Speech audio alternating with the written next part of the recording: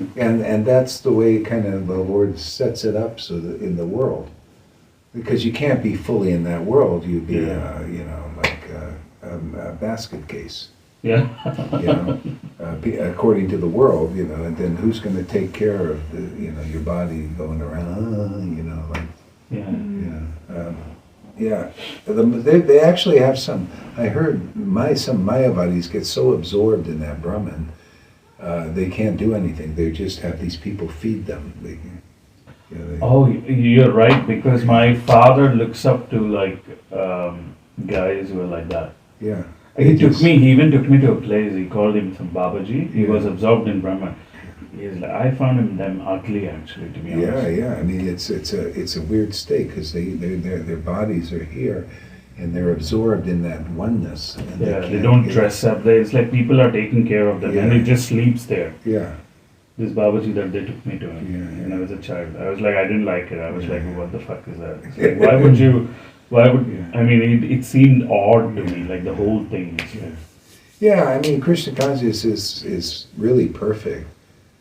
Even in the ecstatic stage, Lord Chaitanya started to get really like in the later stage, but he knew he was going to go. He just wanted to fully get into the thing, and so he had a lot of devotees take care of him too. So when he was in such a gross ecstasy, he would be laying out there in Mahabhav or something, and they would take care of him. They would be waiting outside.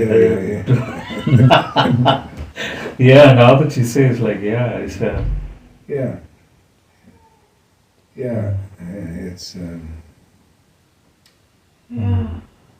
So that's how we were talking about experiences. He was telling about his the flute thing that he just said.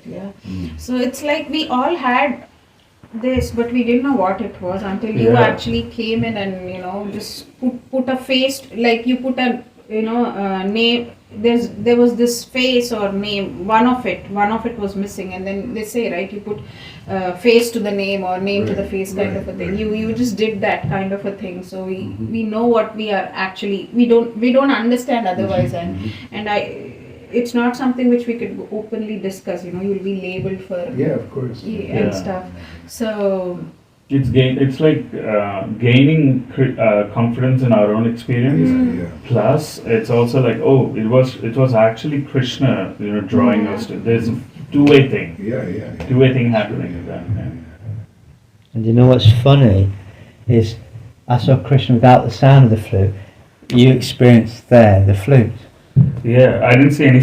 I wasn't even thinking of Krishna at that time. Actually, I was like, wow, this is so catchy sound. It can be in the form, in the sound, or whatever. My second disciple had the darshan of Krishna in the tree also. Talking to her, and she heard the sound of his voice. Wow. It was she says, and she was telling us, she's sitting there, we're just chanting. She's your ex-wife, is it? No, there was this, this lady, we actually called her Lalita also. Lalita. And she was, she was just there about a week or two or something, and we're just chanting there. She's a simple woman, like maybe a little Christian background. And she was very attractive to her. I think we just went out preaching one day, and she owned a shop or something, and she became attracted. We came over, and so we're just chanting there, japa, and I had a little recorder too. Actually, it was in my lap, and she started to chant, and I was chanting japa, and she's sitting there, and then all of a sudden she starts to change. See this.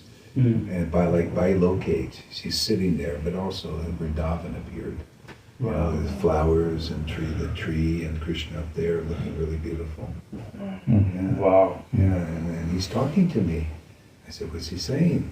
He's saying, oh, you're getting my darshan because of your guru. That's a sign, isn't it? It's like saying, it's like he's giving you as well these signs through them. It's like, I didn't really get the why he said that, but now I see why. Because now I see people getting darshan in different ways. You don't have to see that. Right. You can just read a pastime, and the Lord appears in your heart, in devotion. Yeah. And spontaneous.